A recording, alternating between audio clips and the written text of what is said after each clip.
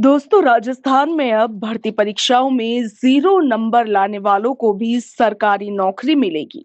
जी हां, ये मामला राजस्थान सरकार की तरफ से निकाली गई चतुर्थ श्रेणी कर्मचारी भर्ती 2024 का है, जिसमें अब राजस्थान हाईकोर्ट की खंडपीठ ने इस भर्ती में शून्य अंक यानी कि 0 से अधिक या फिर 1 से कम प्राप्त करने वाले कैंडिडेट्स को भी नौकरी मिलेगी, ऐसा कहा है। कोर्ट ने एकल पीठ के उस आदेश पर रोक लगाई है जिसमें विभिन्न श्रेणियों की मेरिट सूची रद्द करने के निर्देश दिए गए थे।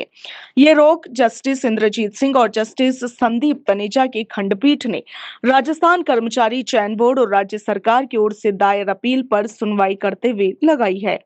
इस अपील में यह तर्क दिया गया था कि भर्ती प्रक्रिया पूरी होने के बाद 22 मई को एकल पीठ ने नई शर्त लागू कर दी, जबकि भर्ती नियमों और विज्ञापन में न्यूनतम अंक निर्धारित करने का कोई भी प्रावधान नहीं था।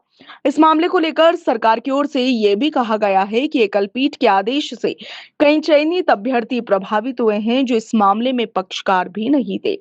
इस पर खंडपीठ ने एकल पीठ के आदेश पर अंतरिम रोक लगाते हुए सभी पक्षकारों को नोटिस जारी किया और 6 सप्ताह में जवाब भी मांगा है। इससे पहले एकल पीठ ने शून्य कट ऑफ वाली श्रेणियों की मेरिट सूची को रद्द कर दिया था।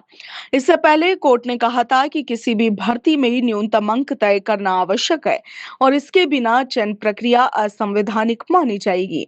इसके साथ ही कर्मचारी चयन बोर्ड को न्यूनतम अंक निर्धारित करने की छूट भी दी गई थी। उस समय कोर्ट ने यह भी टिप्पणी की थी कि भले ही चतुर्थ श्रेणी का हो, मगर सरकारी सेवा में एक न्यूनतम योग्यता का स्तर होना जरूरी है। इस मामले में याचिकाकर्ता ने दलील दी कि जब भर्ती विज्ञापन और नियमों में न्यूनतम अंक तय नहीं किए गए तो कुछ श्रेणियों में कट ऑफ शून्य रही।